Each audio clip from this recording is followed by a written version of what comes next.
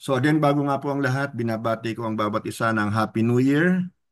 At bagamat umasa po tayo sa mga blessings at tagumpay ni God na ibibigay po niya sa atin sa taong ito, alam naman po natin na lahat ng paraan ay gagawin ng Diablo para hindi po tayo magtagumpay. Lahat ng paraan gagawin niya para ilayo niya tayo sa Panginoon. Kaya dapat tayo maging mapagbantay at laging handa na labanan po ang bawat atake ng kaaway laban sa atin, sa ating pamilya, sa ating trabaho, sa ating pag-aaral, kung kayo estudyante, at maging sa negosyo. So hayaan niyo pong sa gabing ito, spiritual warfare ang maging topic natin. Kasi marami nga po tayong mga pagsubok at mga problema na kakaharapin, dapat maging handa tayong lumaban. Hindi yung puro salag lang, hindi puro iwas lamang. Dapat tayo po ay lumaban din. Ano po? So hayaan niyo po na pamagatan natin ang ating pag-aaralan ngayon na Fighting the Enemy. Sa panahong ito, madalas ang laman po ng headlines, kung napapansin nyo, ay tungkol po sa digmaan. Halimbawa po, yung Ukraine laban sa Russia, yung Israel laban sa Hezbollah, at nagbabanta na rin po yung Iran, di ba? At marami pa po actually iba't ibang mga digmaan ang nagaganap habang ako po ay nagsasalita. Ngunit bilang mga Kristiyano, alam po natin na may mas matindi at merong mas malupit pang digmaan ang nangyayari. Bagamat hindi natin nakikita sa ating kapaligiran, ito po ang digmaan sa pagitan po ng kaharian ng Diyos at kampon ng kadiliman. Isang pong labanan sa pagitan ng pagpaparami ng maninirahan sa langit at sa impyerno. Isinulat po ni Apostle Paul sa Book of Ephesians chapter 6 verse 12 ang ganito. For we are not fighting against flesh and blood enemies, but against evil rulers and authorities of the unseen world, against mighty powers in this dark world, and against evil spirits in the heavenly places.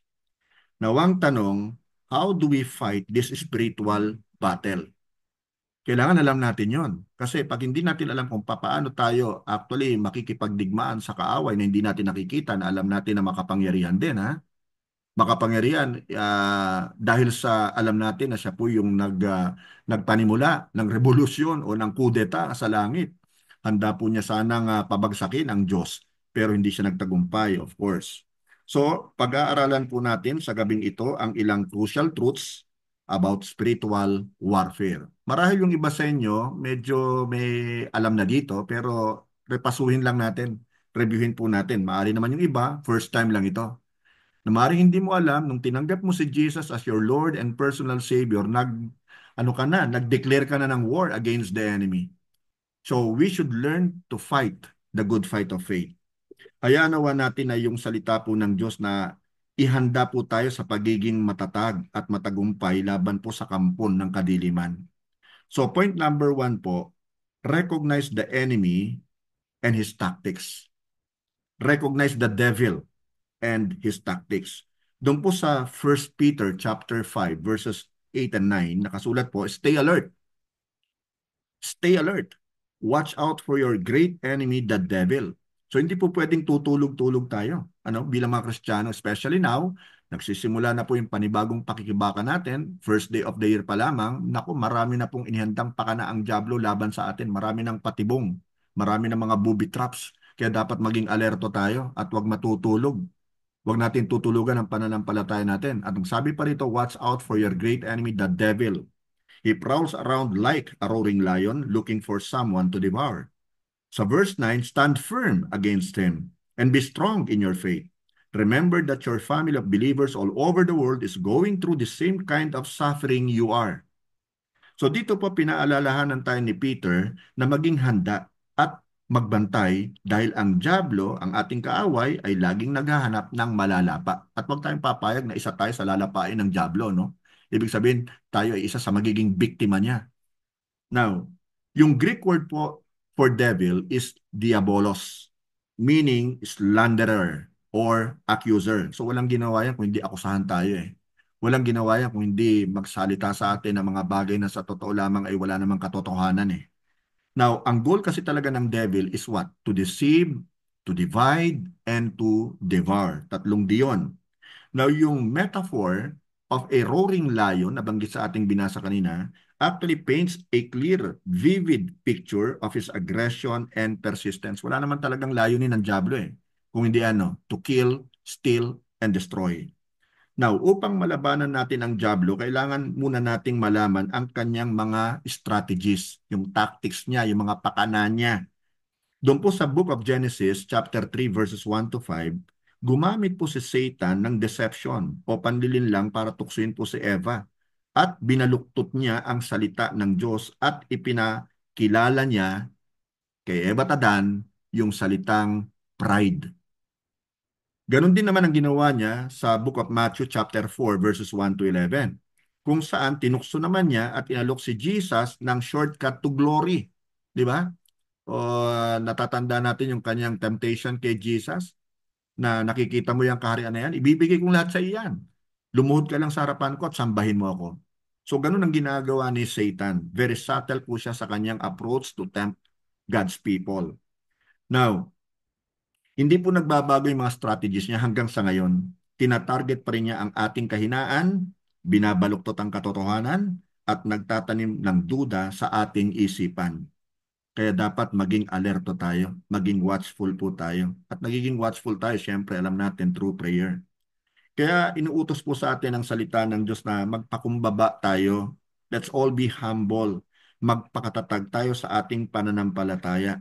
Magpasakop tayo sa Diyos at labanan natin ang dyablo. Huwag tayong maduwag. Minsan may mga Kristiyano na paggabi na takot nang maglakad sa dilim. Lalo na sa probinsya kapag mayroong mga kawayanan, 'di ba? Kapag medyo nahanginan yan, lumalangit-ngit yan. Nako, karipas ako ng takbo. 'Di ba? Takot sa mga tikbalang, takot sa mga duwende, at kung ano-ano pa yung kinakatakutan. So, tandaan natin to, kapatid kaibigan, dun sa Book of James chapter 4 verse 7 nakasulat, maliwanag ito, so humble yourselves before God. Resist the devil and he will flee from you. So makikita natin dito yung pagkakasunod-sunod, ano? Una, kailangan tayo ay mag-submit muna sa Lord. Kailangan magpasakop tayo sa Kanya. Saka pa lamang natin actually mariresist yung lahat ng gawa ng dyablo sa ating buhay. At syempre, wala siyang magagawa kung hindi ang tayo ay lisanin o iwanan niya tayo. Tatakas siya. Hindi po pwedeng magre-resist muna tayo saka tayo magpapaka-humble sa Lord. Hindi po. Dapat muna yung mauna yung pagiging humble natin before God, saka natin siya i-resist. And He will flee from us. Yung resistance po na ito ay nangangailangan po ng spiritual alertness at tiwala siyempre sa Diyos. Now imagine po natin ang isang sundalo na naka-duty na magbantay. Nasa isang labanan ito hindi siya maaaring matulog o madistract dahil maaaring sa anumang sandali ay umatake o lumusob ang kaaway. Mapapahamak sila. Gayon din naman, kailangan po nating manatiling spiritually alert. Handang kilalanin at labanan po ang mga attacks ng kaaway. Sinabi po ni Pastor Tony Evans ang ganito, and I quote, "Victory in spiritual warfare is not about incantations or rituals. It is about embracing and using the authority God has given us in Christ." Dapat maging maliwanag po sa atin yun. Yung iba kasi sa pagpapalaya sa limbawa ng demonyo, makikita mo talaga na ritual lang ang ginagawa. No? Hindi po ganun yun. God, Jesus has given us authority to trample upon snakes and scorpions and overcome all the powers of the enemy, and nothing can harm us. Now, point number 2, rely on God's power and armor. Sa Ephesians chapter 6, verses 10 to 11, nakasulat po a final word. Be strong in the Lord and in His mighty power. Put on all of God's armor so that you will be able to stand firm against all strategies of the devil. Praise God. Ano po? Magpakatapang tayo, kapatid. Ito yung final word ni Apostle Paul dun sa mga Christians sa Ephesus na sila magpakatatag sa Panginoon at sa kanyang kapangyarihan. Tapos meron siya sinabi sa verse 11 na isuot natin yung baluti ng Panginoon, yung full armor of God para na sa ganun mapaglabanan natin kung ano man yung mga strategies o ginagawa ng dyablo laban sa atin. Now, ini-encourage po ni Paul ang church sa Ephesus na magtiwala sa lakas ng Diyos at hindi sa kanilang sariling lakas. Ito rin kadalasan ang problema sa mga Christians They're fighting the enemy, fighting the devil on their own strength. Wala tayong magagawa sa dyablo kung sa pamamagitan lamang ng ating sariling lakas. Kailangan natin yung lakas ng Panginoon, kapatid. Hindi biro yung labanan na yan. Mas malupit yan, mas sinister yan kesa sa labanan po na nakikita natin ngayon nababalitaan natin against countries. Now, ang armor of God ay sumisimbolo po sa spiritual resources na ibinibigay ng Diyos para protektahan and at the same time i-empower tayo laban sa gawa ng dyablo.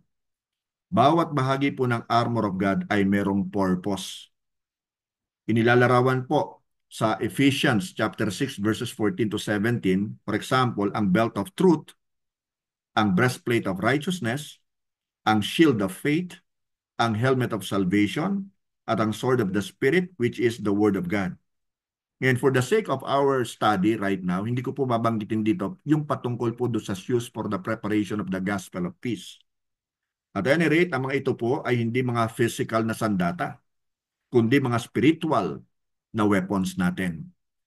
Now, yung truth grounds us in God's word, countering the lies of the enemy. Alam mo naman ang diablo, sinungaling yan eh. He is the father of all lies eh. Walang sinabi yan na kumbagay katotohanan eh. At sometimes, kung magsasalita siya ng katotohanan, pero ililihis niya. Laging ganon. Yun ang kanyang motive. Yun ang kanyang purpose din. Ilihis tayo sa katotohanan. At alam naman natin kung sino yung katotohanan personified. Siya si Jesus, the truth. Now, righteousness naman shields us from the guilt and condemnation. Of course, we have been made righteous sa ating Panginoon, di ba? Kagaya ng prayer kanina ni Brother Sherwin sa atin. We are the righteousness of God dahil po sa ginawa ni Jesus sa cross of Calvary. Now, yung faith extinguishes o pinapatay po nito yung fiery arrows of doubt and fear. Kung mapapansin nyo nitong mga nakaraang taon, marami sa atin ay nabiktima ng mga pagdududa. Di ba? Duda tayo ng duda. Takot tayo na humarap sa mga challenges.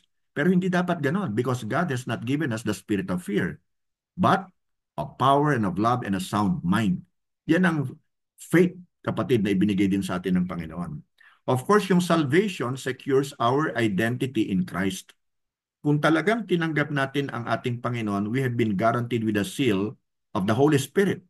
Nobody can snatch us from the hands of God, the Father, as well as Jesus. Yan ang sinabi ni Jesus. So secure yung ating identity sa ating Panginoon. Kung totohanan talaga, genuine talaga yung ginawa nating pagtanggap kay Jesus, pagsuko natin ang ating buhay sa Kanya. Dahil kung hindi, siyempre, hindi secure. Akala mo lang save ka, pero yung pala hindi. Kaya kailangan din talaga na tayo ay talagang mag-repent sa lahat ng ating mga kalikuan. At siyempre, napapatunayan yan by the fruit itself. Di ba? Kailangan talaga bear fruit in keeping with repentance, the Bible says. And of course, yung word serves as our offensive weapon against deception. Kung mapapansin niyo po, from among dun sa mga in-enumerate ko na mga bahagi ng full armor of God, lahat yon ay para sa defense. Tanging yung word lamang, which is the sword of the Spirit, ang para sa opensa. At kailangan po talaga nating gamitin ang word of God. Kagaya po ng ginawa ni Jesus doon sa kanyang temptation sa wilderness. Now, tinityak naman po sa atin, doon po sa book of Isaiah chapter 54 verse 17, ang ganito. But in that coming day, no weapon turned against you will succeed. Praise God. You will silence every voice raised up to accuse you. Glory to God. Eh, paano ka ba namang hindi magiging matapang niyan, di ba? Yung sabihin sa iyo ng Panginoon na walang sandata ang pupwedeng gamitin sa iyo ang magtatagumpay. Ang ibig sabihin, lahat sila magfe-fail. Minsan lang feeling lang natin ay parang hindi hata tumatalab yung mga sandata natin. Of course, don't believe the lie from the pit of hell. Yan ay kasinungalingan po galing sa dyablo eh. Now, habang nagtitiwala po tayo sa kapangyarihan ng Diyos at isinusuot natin ang kanyang full armor, tayo'y binibigyan niya ng kakayahan at na magpakatatag. Okay? Kaya sabihin mo na sa sarili mo, ngayon 2025, magpapakatatag ako. Hindi ako magpapadeceive sa dyablo. Hindi ko tatanggapin ang kanyang kasinungalingan. Now, bago po pumasok ang bombero sa isang nasusunog na building, for example, anong ginagawa niya? Nagsusot muna siya ng fireproof na protective gear. Tama? Kung wala kasi yung protective gear na ito, malamang matupok siya ng naglalagablab na apoy. Ikapapahamak niya, ikamamatay niya. Gayun din naman, kailangan po araw-araw nating isuot o suot ang full armor of God sa pagharap natin sa mga spiritual challenges or attacks ng ating kaaway. Ang sabi po ng yumaong Charles Stanley, and I quote, "We can't fight spiritual battles with physical weapons. We must use the tools God provides through His Spirit." Sa Zechariah chapter 4 verse 6 nakasulat po, "It is not by might nor by power but by my spirit alone, declares the Lord."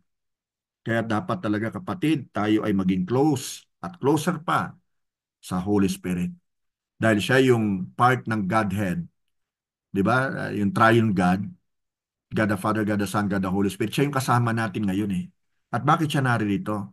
Para tayo protektahan, para tayo ay ipagtanggol laban sa lahat ng pakana ng kaaway laban sa atin.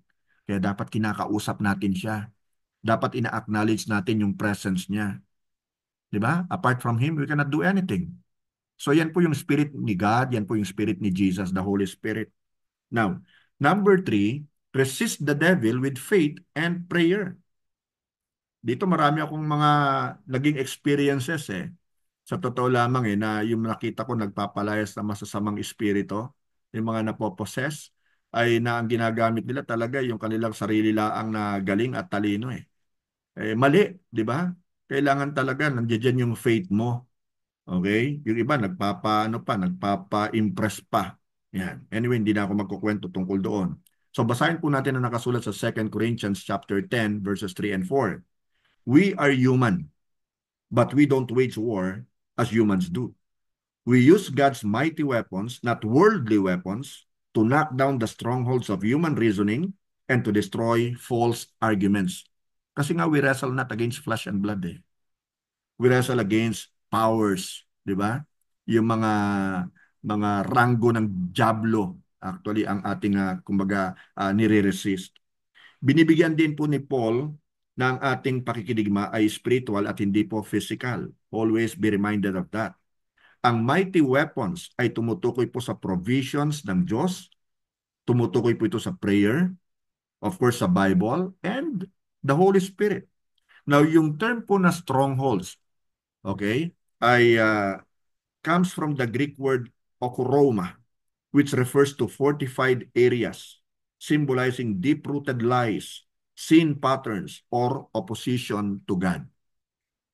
Now, prayer, remember this, is our most powerful weapon. Kaya gamitin natin yan. Marami din nineneglect ang pagpe-pray eh. Marami talaga sinasadyang kalimutan eh, ang manalangin eh. Not even realizing and thinking na kailangan natin to in our spiritual journey sa ating pakikipag-ugnayan sa Diyos at sa atin pong pagpapalayas sa kaaway. At magiging very discerning tayo kung magiging prayerful po tayo. So susi talaga ang prayer po para sa ikapagtatagumpay natin. Iniuutos po sa atin dun sa Book of Ephesians chapter 6 verse 18, "Pray in the Spirit at all times and on every occasion. Stay alert and be persistent in your prayers for all believers everywhere." Marami talaga, pag prayer meeting, bilangin mo, ilan tayo ngayon? No? Nakikita ko 13. Maring isang rito, window rito ay 2 o 3 sila. Kagaya halimbawa doon sa Laguna, no? Pero ilan lang ito eh. Kung iisipin mo, kung i-compare natin ito sa attendance every Sunday na, di ba, na dumadalo. Pero pagdating sa prayer meeting, bakit kaya ganun? What is keeping these people, these Christians who proclaim to love the Lord from praying, from attending prayer meeting? Alam niyo yung prayer meeting, sa totoo lang ilang beses ko na ito nabanggit. Ito po yung nagiging measurement o barometer po kung gaano ka-healthy ang church. Di ba? Kapag kakaunti talaga yung dumadalo sa prayer meeting, that only means to say na medyo may sakit ang church. Nangangailangan talaga ng pagkalinga, ng gamot. Pero hanggat hindi po sila dumadalo sa prayer meeting, walang magiging masyadong pagbabago sa buhay nila. Kaya marami sa mga Christians actually nabubuhay ng talunan. Di ba? Kinakaya-kayanan lang ng kaaway. Yun ang malungkot na balita. So you see, persistent, spirit-led prayer aligns us with God's will and unleashes His power in our lives. Ito nagbibigay sa atin ng kapangyarihan eh. Di ba? Itong nagbibigay sa atin ng confidence eh. Naharapin talaga yung mga pagsubok sa buhay. Bakit may mga Christians na kumbaga ay sumusuko sa mga pagsubok? Kasi they neglect to pray. Hindi sila naglalaan ng time para sa prayer. Yan ang backbone ng ministry. Yes? Yan din ang backbone ng every single individual Christian, yung prayer. Pwede naman tayo mag-pray ng hindi naman kailangan na 5 oras o 6 na oras. Hindi naman yun ang hiningi ng Lord sa atin eh. Kahit yung mga maiksi lang, di ba, mga short but powerful prayers lang, mahalaga yun eh. Kagaya halimbawa nangyari kay Pedro, malulunod na siya. Nung sabi niya, Lord help, save me. Ganun lang eh. Sinave siya ng Lord. Di ba? Hindi naman kailangan talagang paligoy-ligoy pa tayo. Hindi naman kailangan maging mapalabok pa o mabulaklak pa yung mga prayer natin sa Panginoon. Huwag nating ihayaan na o huwag nating subukan na ma-impress ang Lord sa atin. Hindi siya ma-impress sa atin. Siyang lumikha sa atin, hindi ba? So huwag tayong magpasikat, huwag tayong magpa-impress. Sabihin lang talaga natin kung ano yung laman ng puso natin. And that will be enough for God. Hindi pa nga tayo nagpe-pray, alam niya na eh kung ano yung ating hihilingin eh, tama? Tapos sisikapin pa natin magpa-impress. Nasasayang lang, di ba? Deadwood lang, kumbaga yung mga lumalabas sa bibig natin. So, faith is also vital. Mahalaga rin po yung faith, ha? Inire-remind po sa atin, ang sumulat po, yung author po ng Book of Hebrews, chapter 11, verse 1. Specifically, faith shows the reality of what we hope for. It is the evidence of things we cannot see. Yeah. Kaya kapatid, kaibigan, napakahalaga ng pananampalataya natin. Without faith, it is impossible to please God. Nasa verse 6 po yan ng Hebrews 11. Sa pamamagitan po ng ating panindigan, sa ating pananampalataya, alam niyo kung ano nangyayari? Pinapawi po natin yung kasinungalingan ng kaaway. At dinideclare natin ang ating tiwala sa Diyos. At pag nagtiwala tayo sa Diyos, alam mo, sa totoo lamang, mabubuo ang loob mo naharapin kung ano man yung mga challenges sa buhay na i-offer nitong 2025 eh. And don't even think na ngayon 2025 smooth sailing ang mangyayari sa mga Christians. No. As a matter of fact, I do believe na magiging mas matindi ang mga tukso na gagawin ng kaaway laban sa atin. So enough reason for us to be what? Watchful and alert. Now, imaginein mo ang isang, madalas ko na bibigyan ng example yung yung parola, di ba? Parola, lighthouse na matatag pa ring nakatayo sa gitna ng malakas na bagyo. Hindi nawawala yung liwanag niya dahil matatag itong nakatayo. Hindi kayang ibagsak ng bagyo, ng malalakas na hangin. Isama mo na yung alon. Now, gayon din naman ang atin pong prayers at pananampalataya ay nagpapatatag sa atin sa gitna po ng mga spiritual storms. I don't know if you have encountered Priscilla Shirer. Isa po siyang babae na mahusay siyang magturo. Ano po? Ang sabi niya, and I quote, prayer is the portal that brings the power of heaven down to earth. Pag sinabi pong portal, ang ibig sabihin doorway. Okay? So prayer is the portal that brings the power of heaven down to earth. It is the kryptonite. Alam niyo ba yung kryptonite? Ito yung kumbaga kahinaan ni Superman, di ba? Pag yung kaaway niya, actually, nakita yung lakas niya siya ay ano ng kryptonite at nanghihina si Superman. So it is the kryptonite, yung prayer, to the enemy and to all his ploys against us. Ito yung nagpapahina sa kaaway. Nagiging ineffective yung kaaway. Sa labanang espiritual, hindi tayo tinawag para umatras o sumuko. Tandaan po natin yan. Dapat tayo maging, ang mindset natin ay laging sugod mga kapatid. Parang si Bonifacio. No, ha? So sa halip, we are called to, one, recognize the enemy's tactics and stand firm in faith. Two, rely on God's power and equip ourselves with His armor. And three, resist the devil through faith-filled prayer and the Word of God. Ngayon, sa unang araw ng bagong taon, January 1st, 2025, kapatid, kaibigan, dumulog tayo sa Panginoon at tanggapin, isuot at gamitin natin ang kanyang full armor para sa mga labanang ating kakaharapin. Definitely, mas magiging madugo, quote-unquote, ang labanang ito, 2025. So if you want to succeed in life at manatili kang malapit sa Panginoon, gawin natin ang mga bagay na yan. Simula sa araw nito, let us commit or recommit to daily prayer. Immerse ourselves in God's Word. Stand firm in His truth and fight the good fight of faith. Hallelujah. Nawa meron po tayong natutunan sa atin pong ginawang pag-aaral, kapatid kaibigan.